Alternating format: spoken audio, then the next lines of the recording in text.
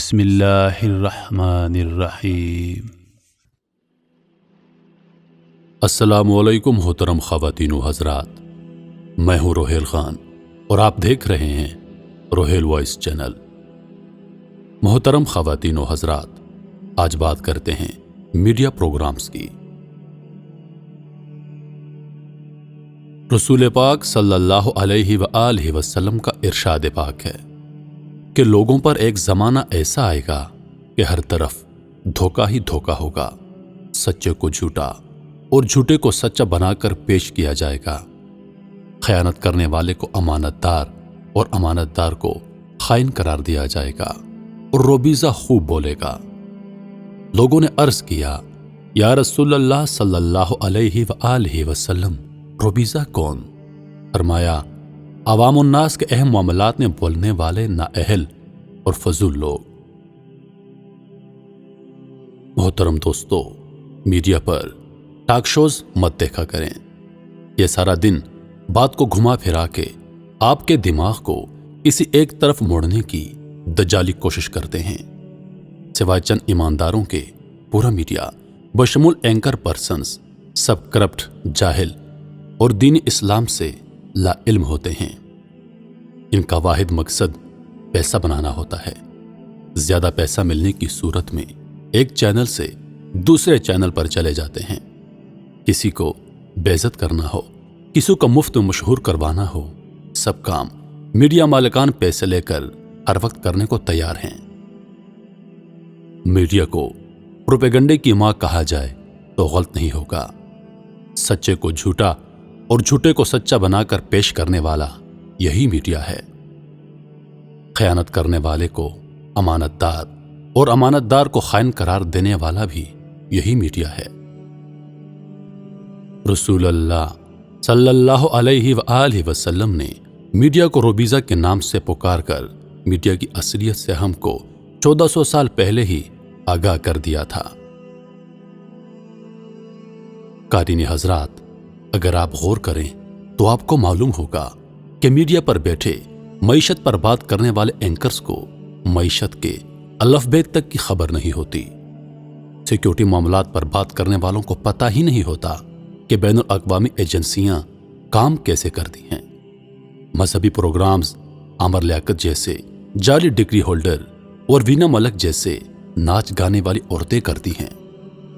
محض سطحی معلومات رکھنے والے یہ اینکرز دانشور اور کالم نگار بھی ایک وقت معیشت دان بھی ہوتے ہیں، انجینئرز بھی، ڈاکٹرز بھی تو دفاعی امور کے ماہر بھی بنے ہوتے ہیں، یہاں تک کہ جج اور وکیل بھی خود ہی بنے ہوتے ہیں۔ اور سب سے خطرناک بات کہ مفتی اعظم اور مفسر قرآن بھی خود بنے ہوتے ہیں۔ میرے عزیزو، یاد رکھیے کہ میڈیا صہیونی تنظیم اور دجالی نیٹ ورک کا دور حاضر میں سب سے بڑا ہتھیار ہے، جس کے ذریعے وہ ہمارے دماغ کو جس طرف چاہیں موڑ دیتے ہیں۔ کون سی خبر کہاں دکھانی ہے، کون سی چھپا دینی ہے، یہ کام میڈیا بخوبی کئی عشروں سے کرتا آ رہا ہے۔ کس طرح اذان پر پابندیاں لگا کے گانے اور فلمیں دکھائے جاتے ہیں۔ میرے عزیزو، کیا آپ جانتے ہیں کہ پوری دنیا کا 99% میڈیا صہیونی تنظیم، دجالی نیٹ ورک اور یہودیوں کی ملکیت ہے؟ یقیناً آپ اس خبر سے لا علم ہو کہ دنیا کی کسی قوم نے میڈیا کو اتنا سنجیدہ نہیں لیا جتنا صہیونیوں نے۔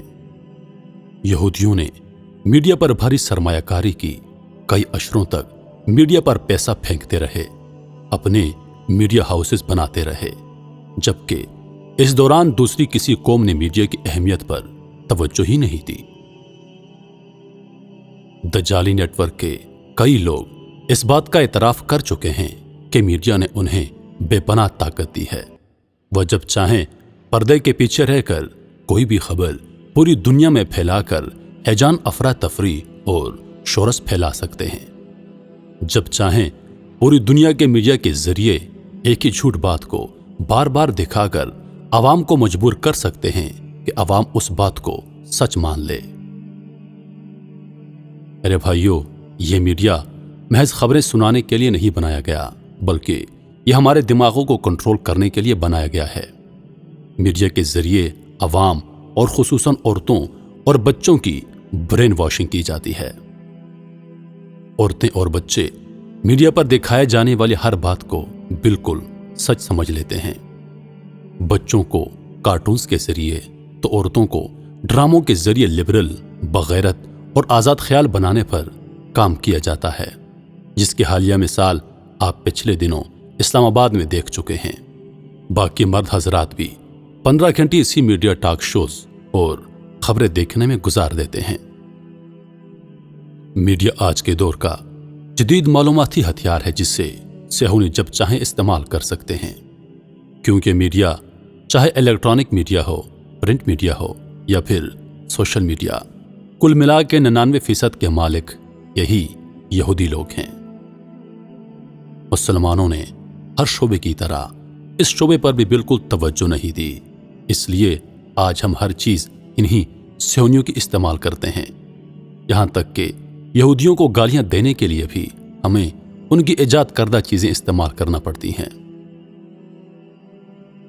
صہیونیوں کے ملک اسرائیل کی خفیہ ایجنسی کا موٹو بھی ہے کہ دھوکے سے حکومت قائم کرو۔ صہیونی تنظیم میں جگہ جگہ یہ کہا گیا ہے کہ عوام کو کس طرح دھوکہ دیا جائے اور کس طرح انہیں بیوقوف بنا کے ان کی برین واشنگ کی جائے تاکہ وہ ہماری ہر بات کو سچ تسلیم کریں۔ میرے محترم عزیزو، جب ہمیں معلوم ہو گیا کہ میڈیا وہ نہیں جو ہمیں بتایا جاتا ہے، تو ہمیں چاہیے کہ میڈیا کے نام نہاد اینکرز، دانشور اور کالم نگاروں سے خود بھی بچیں اور اپنے بچوں کو بھی بچائیں۔ میں امید کرتا ہوں کہ ویڈیو آپ لوگوں کو پسند آئی ہوگی۔ مزید ایسی ویڈیوز دیکھنے کے لیے ہمارے چینل کو سبسکرائب کریں اور دن کی تازہ ترین اپڈیٹس کے لیے چینل پر موجود گھنٹی کے بٹن کو دبا دیں تاکہ ہماری ہر نئی آنے والی ویڈیو سب سے پہلے آپ تک پہنچے۔ مجھے دیجیے اجازت اس امید کے ساتھ کہ اگلی بار ایک اور ویڈیو لے کر آپ کی خدمت میں حاضر ہوں گا۔ تب تک کے لیے خدا حافظ۔ اللہ پاک آپ سب کا حافظ و نگہبان۔ وعلیکم السلام۔